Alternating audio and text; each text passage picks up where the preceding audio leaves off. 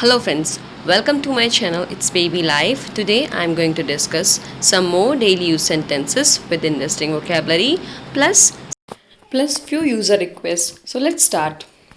यहाँ कोई कठोर नियम नहीं है. There are no hard and fast rules here. There are no hard and fast rules here. Hard and fast मतलब जो fixed हैं, जो change नहीं होते, ऐसा, okay? इस कंपनी में कठोर नियम हैं. There are hard and fast rules in this company. There are hard and fast rules in this company.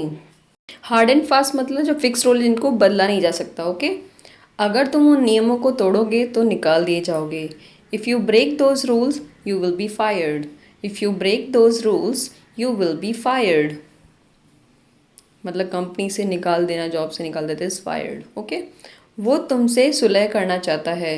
He wants to make up with you या फिर he wants to patch things up with you. He wants to make up with you या फिर he wants to patch things up with you. Things is optional. हाथ अच्छी तरह धो. Wash hands thoroughly. Wash hands thoroughly.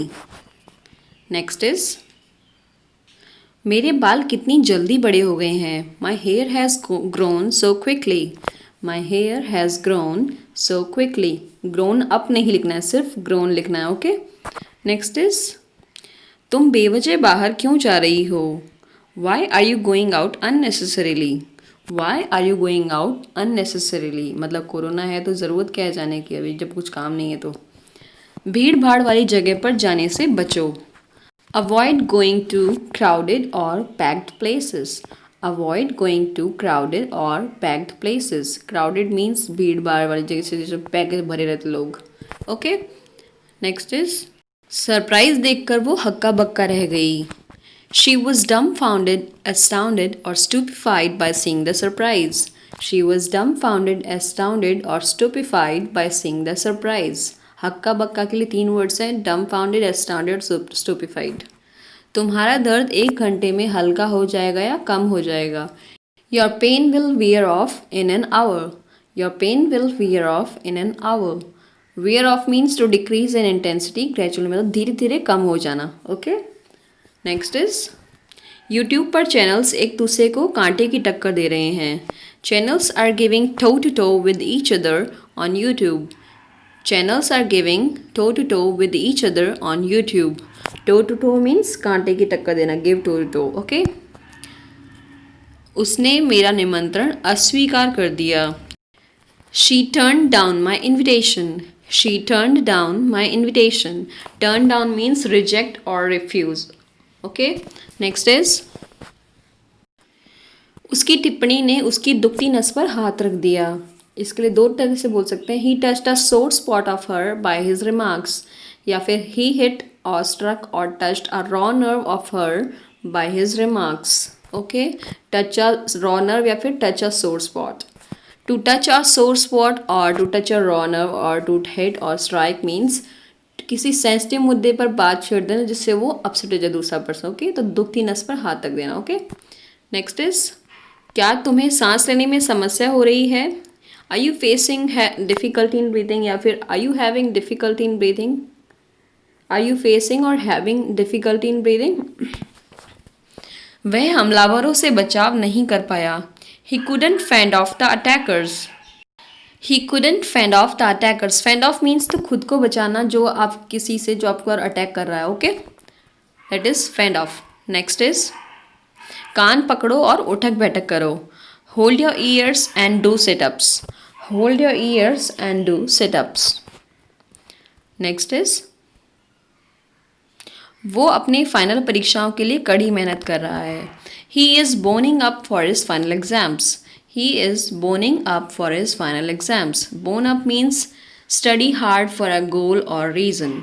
Study hard for a goal or reason. Highway पर जाने से पहले ध्यान से पेट्रोल भरवा लेना. Make sure you tank up before getting on the highway. Make sure you tank up before getting on the highway. Tank up यहाँ पे इनफॉर्मल फ्रेजल वर्ब है जो आप यूज़ कर सकते हैं स्पोकन में, ओके? बच्चे इसकी उम्र में बिस्तर गीला नहीं करते. Kids don't wet the bed at her age. Kids don't wet the bed at her age. अपने आप को संभालो. Get a hold of yourself. Get a hold of yourself. एक अचानक हवा के झोंके ने बिलबोर्ड गिरा दिया या टीन जो छतों के ऊपर होती है वो गिरा दिया. A sudden gust of wind blue down the billboard और corrugated steel sheets. A sudden gust of wind blew down the billboard or corrugated steel sheets. Okay तो टीन को बोलते हैं corrugated steel sheets. हवा कुछ ही सेकंड में तेज हो गई. Wind picked up in just few seconds. Wind pick up in just few seconds. Pick up means get stronger और तेज हो जाना. ओके जब बिजनेस में सुधार होगा तो तुम्हें तुम्हारी जॉब वापस मिल जाएगी. When business picks up, you will get your job back. When business picks up, you will get your job back. यहाँ पे pick up का मतलब होता है improve. ओके तुम लोग फालतू कामों में समय बर्बाद क्यों कर रहे हो? Why are you guys goofing around or screwing around? Why are you guys goofing around or screwing around? Next is पानी के टैंक में काई जमी हुई है. Moss is settled in the water tank. Moss is settled in the water tank. Moss होता है काई जो ग्रीन ग्रीन कलर की होती है, पानी में जम जाती कभी कभी. मेरी मम्मी स्कूटी पर दोनों पैर एक तरफ करके बैठती है. My mom sits on scooty side saddle. My mom sits on scooty side saddle. Side saddle का मतलब होता है दोनों पैर एक तरफ करना. ओके नेक्स्ट इज लेकिन मैं स्कूटी पर पैर फैलाकर बैठती हूँ, मतलब एक पैर एक साइड में दूसरा पैर दूसरी साइड में. But I sit on Scooty astride. But I sit on Scooty astride. Okay मुझे अपने कपड़े धोने पड़ रहे हैं क्योंकि मम्मी यहाँ नहीं हैं. I am having to wash my clothes because my mom is not here. I am having to wash my clothes because my mom is not here. Next is तुम अभी भी जागे हुए क्यों हो? इसको आप बोल सकते हैं why are you still up. Why are you still up या फिर why are you still awake. आप बोल सकते हैं I was working on my school project that's why I am still up. मैंने इसके बारे में पहले ही आपको बता दिया था. I had already told you about it. I had already told you about it. Next is किसका कॉल था? Whose call was it. Whose call was it. So you can answer like this. पापा का call था. It was dad's call. It was dad's call या फिर it was mom's call या फिर it was sister's call. तुमने मुझे सुबह 6 बजे क्यों नहीं उठाया? Why didn't you wake me up at 6 a.m.? Why didn't you wake me up at 6 a.m.? Suppose आपने बोला होगा कि मुझे 6 बजे उठा देना बट वो भूल गई. So you can say I forgot. तुम्हें अपने से बड़ों को पलटकर जवाब नहीं देना चाहिए. You shouldn't answer your elders back. You shouldn't answer your elders back.